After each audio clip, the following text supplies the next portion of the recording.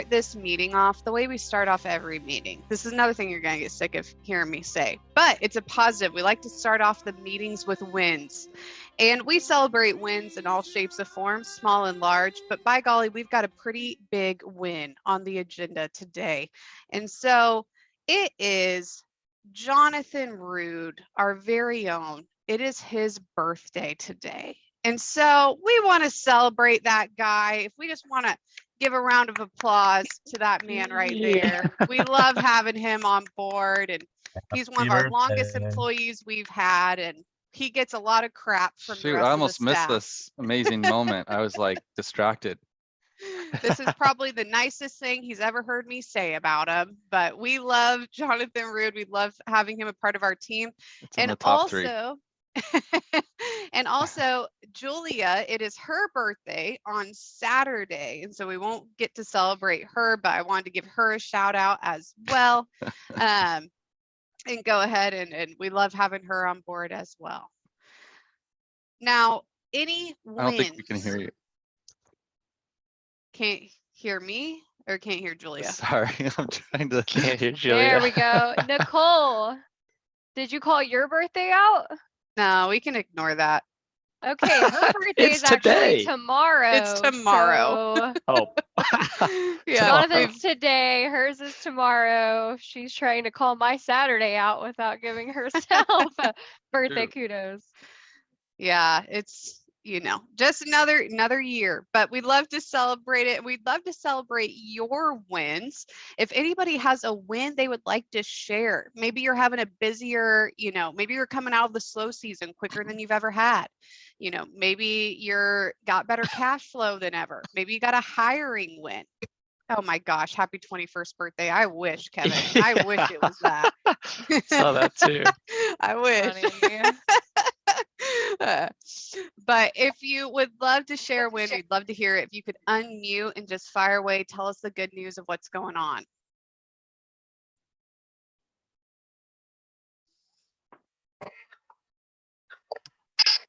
Oh gosh, this is sad. No wins. Nobody's winning. No wins. I just don't believe that. I got one. Tell us. Well, I mean, basically, instead of looking at things negative, sometimes you say, oh, it's slow, but realistically, I made 40,000 more this January than I did last January. And I probably made about 50,000 more this February than I did last February. So Nice. double Hey. for 12 months. Yeah. I loved hearing that. And Yeah. Arnold's Plumbing was in a very similar situation to you. I think I see Dale on this call, but we had that conversation where he's like, man, it just feels a little bit slower.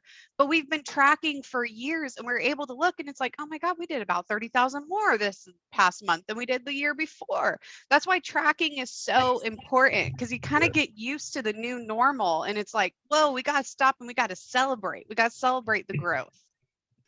Yeah. Yeah. Yes. Any other wins? We hired an office person. Yes. Ooh. 2 new installers. So Lots Phil, of hires. I Lots of- love to hear it.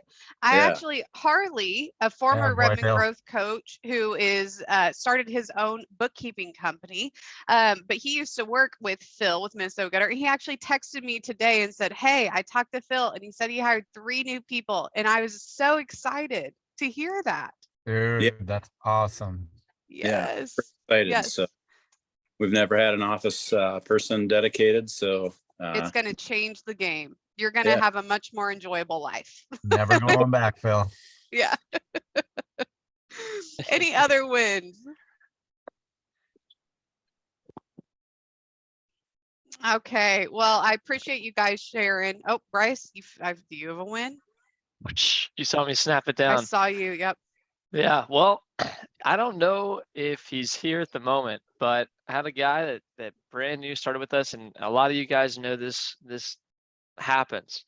But Milestone Construction, Tolu, he, after a week, just asking friends and family, went from 2 to 25 reviews. So 23 reviews in about a week's time, and it has seen it already in just 1 week in his area, getting a lot more calls just from that 22, 23 reviews that he got. He said he was getting like 2 to 3 calls a day from his business listing, and like had multiple days in the last week where he had like 7 or 8 calls just from organic traffic, just getting reviews. Woo! which is awesome. Come on. Yeah. Yes. Beautiful. Yes. I wanted to bring that win up, Bryce, but I couldn't remember the company name. So I was hoping you would chime in because that's a huge win. It is. 2 to 20, what'd you say? 2 to 25? That's right. That's awesome. Good for them. Mhm. All right, guys. Well, we can go ahead and get started and jump in here. I'm going to share my screen. We have some good stuff for you guys today. As she does that, final reminder here, if you're able to turn on your camera, we'd love to see you. If you're in a position where you can't, we get it, but especially as we go into breakout rooms, we'd really love for you to turn on your camera so we can participate. So Thanks, today Nicole. Sorry, today Julie. we're going over, that's okay, collections and payments. Bottom line, I just really want to lay the foundation here. A lot of you guys already have a collections process. A lot of us already know, exactly how we're going to receive our money from the services that we perform for the customer. We have our whole process laid out. But what I really want to start today with laying the foundation on is faster cash flow, churning that revenue quicker is going to lead immediately to higher profits. So about 2 and 3 weeks ago, we had a group call regarding setting up your pricing based on your P&L. So if you guys have not attended that one or haven't seen that one, please make sure to make that a priority because that goes directly in line with what we're talking about here. So if we know, because we've checked our numbers and we've been diligent there and we know our pricing is where it needs to be, but we may still be running into some cash flow issues, 9 out of 10 times, actually, I'm just going to say 10 out of 10 times, it's because we're not churning our cash flow fast enough. So that's kind of the mindset I want to get us in here before we just kind of hop into the logistics. Here is you guys. Here's what I want you guys to just meditate on for just a minute. Do you guys remember Sonic the Hedgehog? Does anybody, can someone please Of course. Okay. We see a lot of nods in there. We can't hear the nods, but I Okay. see the nods. Yeah, and you guys remember when you were, 9, 10 years old and you're playing on your, we had back in my day, we had the Nintendo where you put the cartridge in and every time you would just collect those little coins so quickly, it was just gratifying. It was one of the best childhood things. And so, anyway, I thought this would be a good analogy here, a good image here of just getting paid faster. So I've never seen so many focused eyes on the slides before. Let me just say that. Everybody's thinking back to their Cracker Jack box days. And anyway, so we'll move past Sonic here. Okay, so staying ahead of the money, this is really the basis of what we want to talk about here is staying ahead of the money. So there's a Bible verse, Matthew 6:21, for where your treasure is, there your heart will be also. And so for a lot of us, for most of you, I would hope most of you, your business is serving a purpose in your life. So, maybe it's obviously it's supporting your family. It's offering opportunities to mentor your employees. Maybe your business produces enough profits that help you give to a nonprofit that you're super passionate about, or maybe it funds your nonprofit. I don't know what those things are for you guys, but for most of us, our business is serving a purpose. But by not collecting our cash flow fast enough, by not staying on top of collections, by not having appropriate draw schedule, sometimes we find ourselves where our treasure or our heart is in the hands of Steve, the general contractor, or Karen, the 3-week past due customer that we completed weeks ago that won't pay us. So I want to just really get on staying ahead of the cash flow here. First things first, do not spend money for a customer until you receive money from that customer. It is so easy whenever, I'm sure there's been times we've all had to learn our lesson the hard way, but it's so easy whenever we have a job to do, we're in a hurry to get that done. We don't want to stop progress on the job because we know we're going to get paid, right? So we just kind of make those exceptions that we tell ourselves not to. But as a general rule of thumb, to stay ahead of the money, do not spend until you receive. There's a story, and this breaks my heart for this company, but I know a guy who had a solid job lined out. It was a $136,000 job to start for a commercial business. And he purchased $86,000 in material because he had the capital for that, purchased $86,000 in material before he ever made a dime, completed the first part of the work, and this commercial business stiffed him. He's going to get it back, but he's having to go through attorneys, and you guys know how long that process takes. So how are we funding $86,000 that we're out on? Like, most people don't have that kind of capital. So just don't spend until you receive. General rule of thumb, don't spend until you receive. Next is actively tracking our expenses. So we do want to get into the collections process. We do want to get into like the process of you guys turning cash flow faster, but also staying ahead of the expenses means actively tracking our expenses. That means looking at your price book and your cost of materials consistently. That means checking on our vendor prices. Really ask yourself just for a minute, guys, when was the last time you asked or tried to negotiate with vendors? Maybe some of us are on top of it, but maybe a lot of us need to kind of look at that, going back to actively tracking your expenses. For ongoing jobs, you guys who are in construction, or it's a big, installation project and it does last longer than 5 days, the really actively tracking your expenses should be a myopic obsession. If you guys don't have your estimate comparison tool from your coach, email them after this call, ask for that, but it shouldn't be that like, oh, we're checking our expenses whenever we reconcile at the end of the month, or yeah, we know where we're at because we looked at the bank account. It literally needs to be like a simple expense tracker with your estimate comparison tool, just myopically obsessing on tracking those expenses. That's how we stay ahead of the money as well. And then For those also, that wanted to know, Julia, what does myopically obsessed mean? I'm just curious. Sorry to interrupt you. myopically obsessed. Yeah, it's a great question. It means before we get jazzed up on the next sell that we have to do, we realize, nope, can't take my focus off. I have to look at this numbers, and then I will go and talk to this next customer that hasn't paid us a dime yet.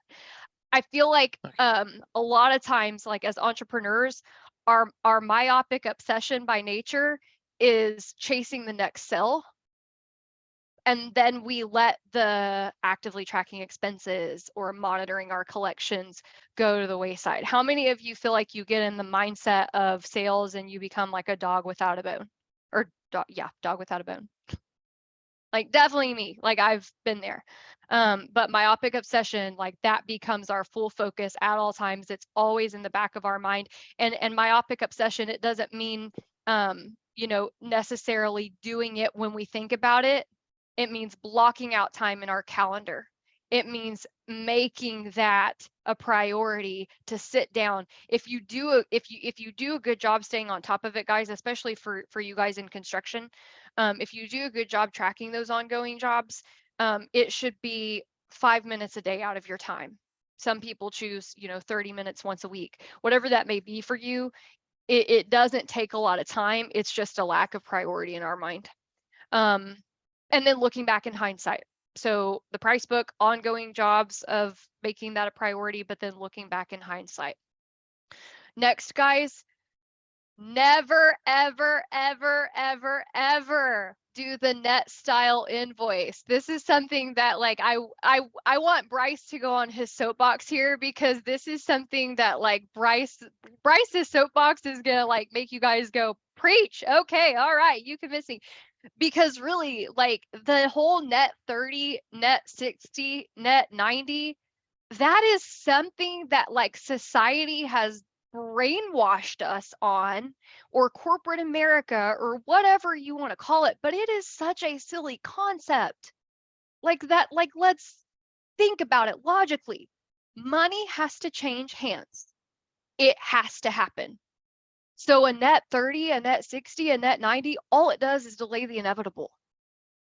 Most people are doing the net 30, net 60, net 90, but there are plenty of companies that have had to break the frame, had to break the mold. And so on the net style invoice, nobody's winning, you guys.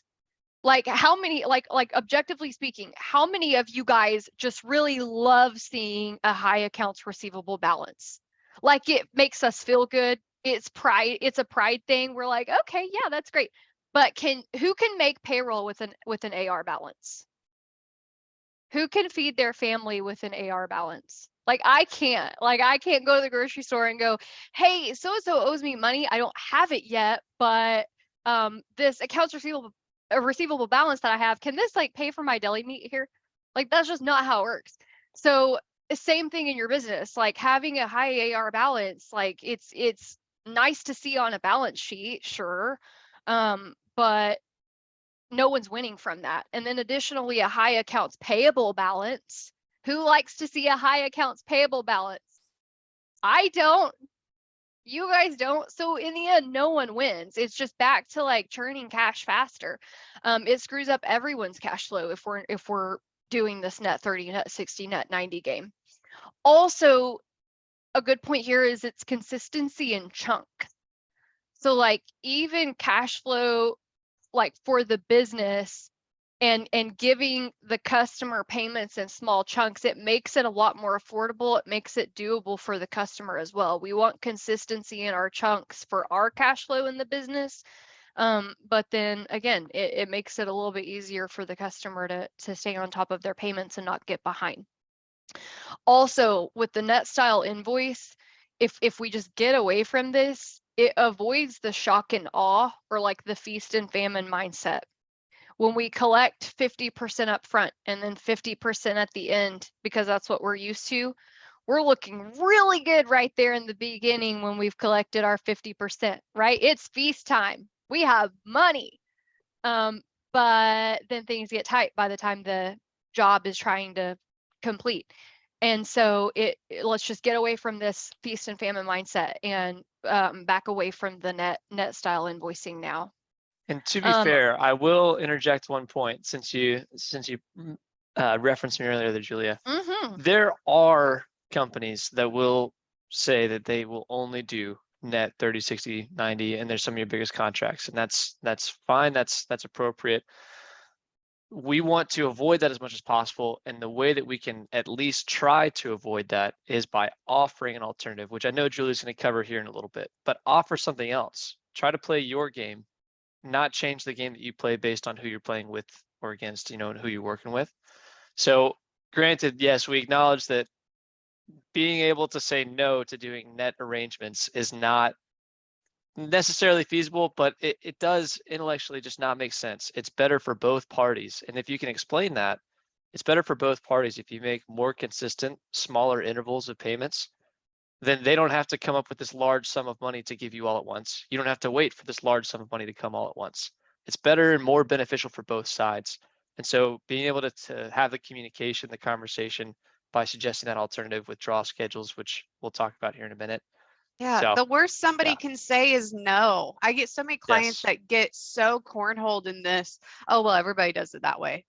I won't have any contracts. Everybody does it that way. It's an industry standard. You don't understand my industry.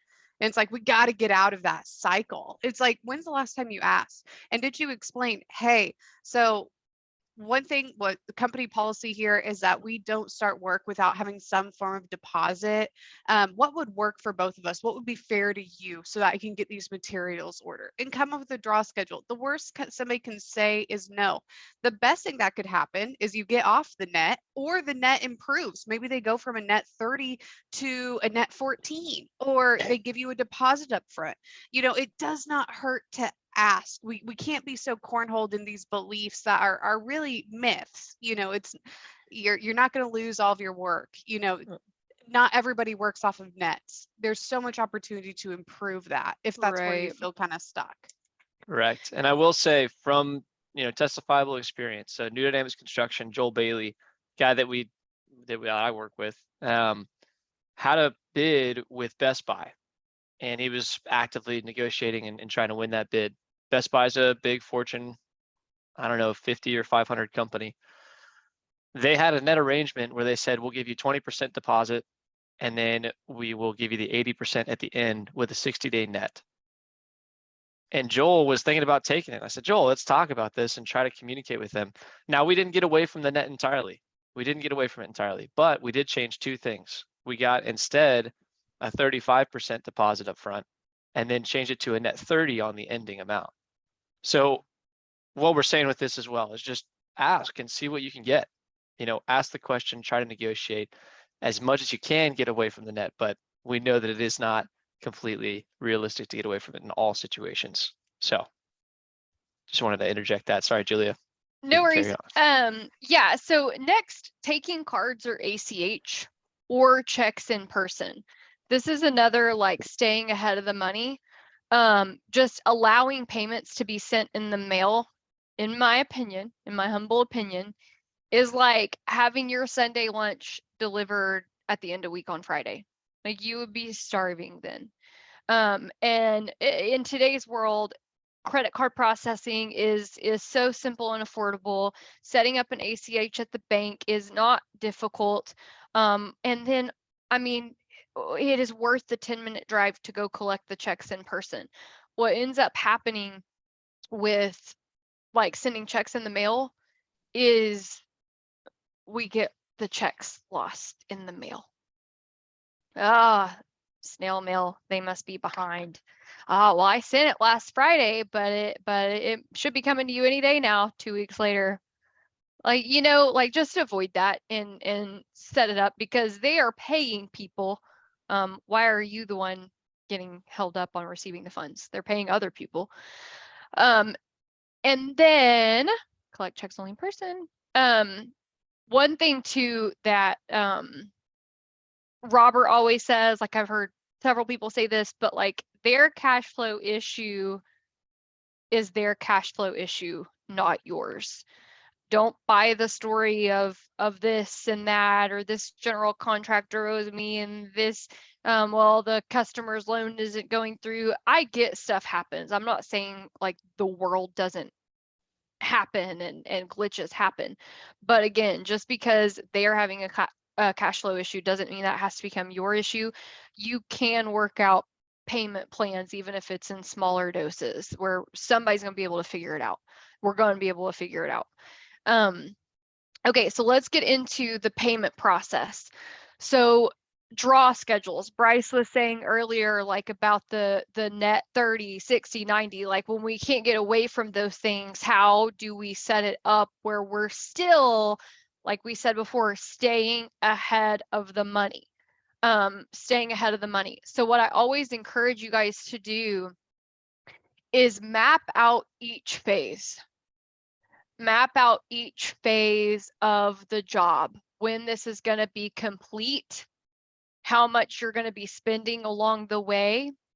If back to the, Bryce was saying like, okay, well, what if a net 60 can turn into like a net 14 in smaller chunks?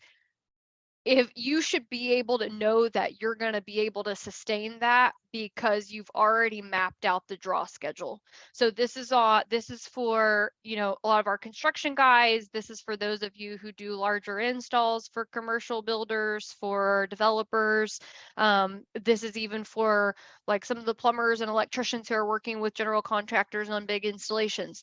If it needs to still be like, a net 7 or a net 14 or whatever the case may be, make sure you're mapping it out where you're not going to be funding a month of payroll before you're actually receiving a dime. That's a lot of overhead to carry before you see anything. Also, remember your profit and your salary in each draw schedule. If you're just mapping this out by what it's going to cost you, yes, the goal is we have enough other jobs going on bringing in profit. Yeah, absolutely. But at the end of the day, like those profits shouldn't be taken because we're waiting on one big 40,000 payout in 3 months. So remember your salary and your profit, because you still have to eat in the meantime. So remember that part in each phase as you map out the 4 phases of this job, or the 5 phases of this job, however you guys want to do that. And then set expectations up front. A good draw schedule, and we'll go through this in our collections process here in a minute, but like a good draw schedule could be like 25% upfront in materials, then 40% when you start day 1 of the bigger job. Then we take another 30% at the second phase of this job. At this point, before we've really made a large, like before we've really paid majority of our labor, we're already at 95% collections. We're only out materials and then maybe 1 or 2 payroll cycles. And then we collect the remaining 5%, which is straight profit. That's just like an example. But the point is to set expectations up front, and then the customer is never surprised and they're never put out. Also, time of service collections. For those of us who are, on service calls and we're just like doing it then and there, like, don't bill those things. Equip your techs to collect those payments. You do the service, they owe you money. Again, back to delaying the inevitable.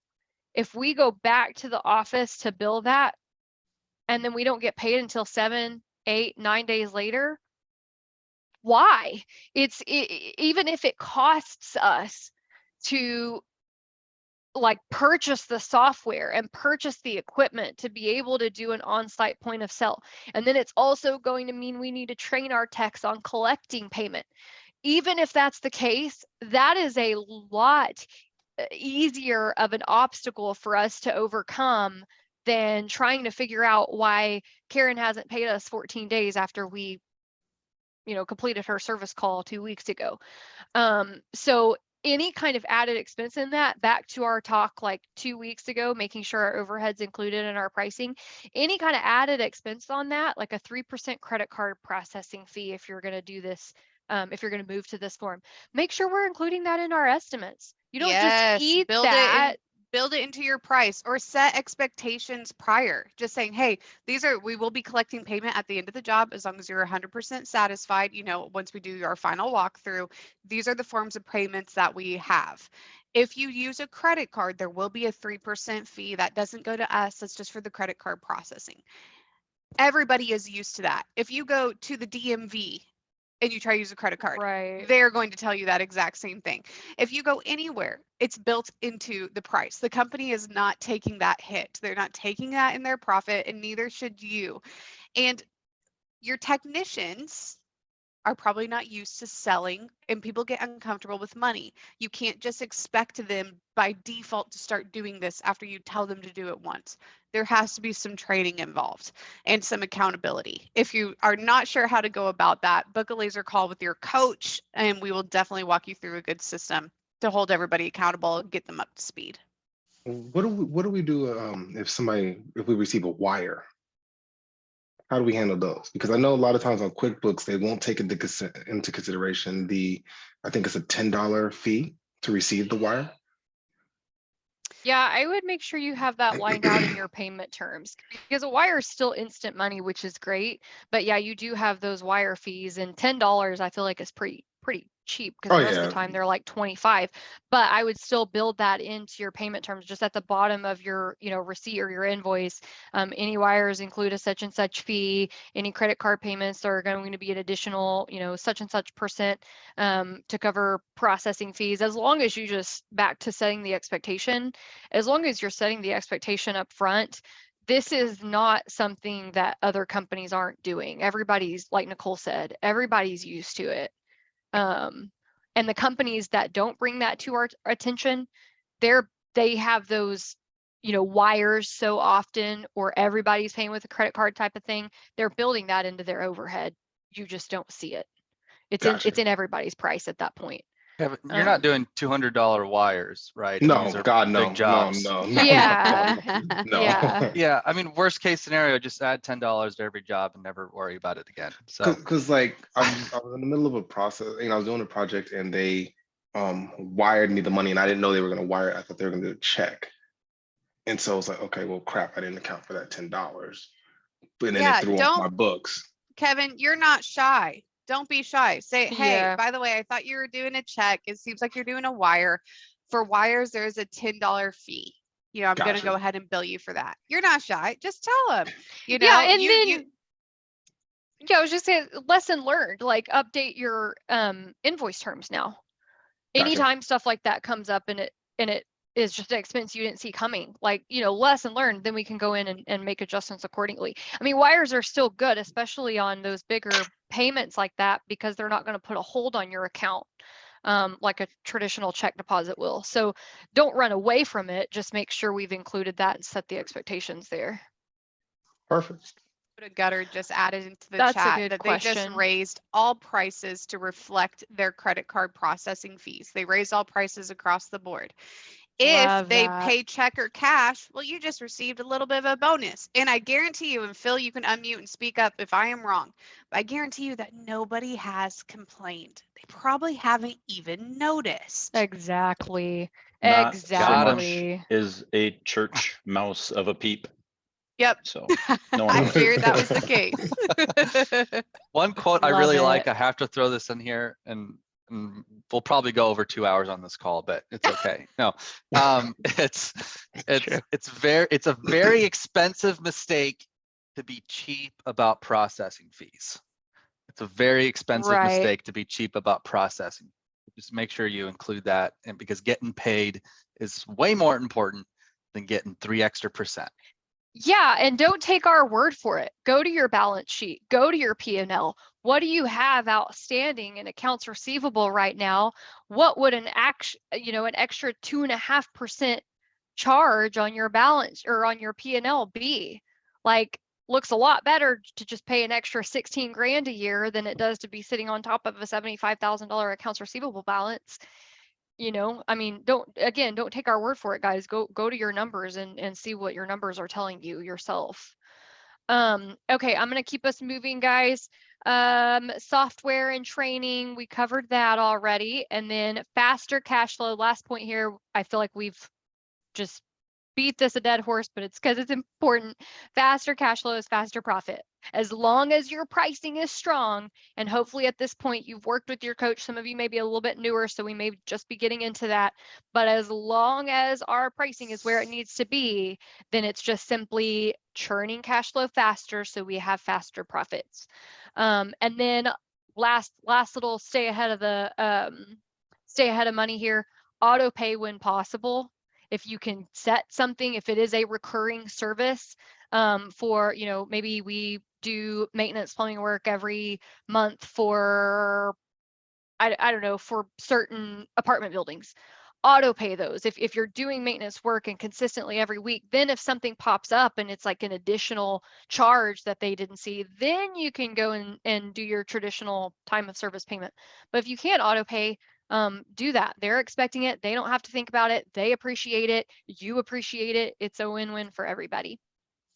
So let's talk about collections here, and then we're going to really dive into this process a lot in the breakout room. So I do want to cover it. As far as the collections process, I really want to just please hear how passionate I am about this. The collections process has to be a process. A process is not and never will be 11 o'clock at night. I forgot to bill that. Oh no, it's Friday. I got to get this out. That's not a process. That's playing a defensive game. And I get how easy it can be. You guys are business owners. We have so much on our plate. I'm not discounting that at all. You guys have just all in your head all the time. I am not discounting that whatsoever. But what I am saying is, building a process is so important on your collection side of things. Guys, this is 100% profit. So shouldn't that be a priority? Collections is the only thing in your business that's 100% profit. And you go, well, my cost of goods sold is 70%, and well, this, that. I get that, guys, but really, our collections, our accounts receivable, that's never absolutely guaranteed. That is 100% profit and cash flow coming to us. So it should be a process that's a priority. So creating and executing the process, first you have to build the process so that we can cash flow faster. We can avoid the defensive late night. I forgot. And it is such a silly thing to just not build the process on. So the first things first is we have to create and execute the process. We need to track this like a lead. We want to track it like a lead. You guys have your lead trackers, right? Most of us have probably already gone over the lead tracking process. Measure what you treasure. We know that tracking our leads is important because we pay money to get our leads, or we invest a lot of time to get our leads. So why are we not tracking our collections just as diligently? And then also make sure that you've created your billing process. Outline your billing process. And by outlining that, I mean, let's have an email template. Let's have a call script. Let's have a recurring time in our calendar where we're checking on those things once a week, twice a week, 3 times a week, whatever's appropriate for your business. And then no traditional invoicing. So this is my little funny thing here. Kids, say no to traditional invoicing. Make it due now when you can. The time of service, point of sale. Negotiate a firm plan. The part of the collections process is making sure that you have the skill set and the ability to negotiate a firm plan. Who, what, when, why. Back to the apartment building scenario. Well, you know, we got your invoice. What we have to do is our board has to meet on such and such day. And once the board approves this, that's when we can process the payment. Okay, great. What day does the board meet? Friday at 2. Awesome. So Friday at 2, what I'll do is put it on my calendar to give you a call at 2:30. Does that give you enough time for the board to meet?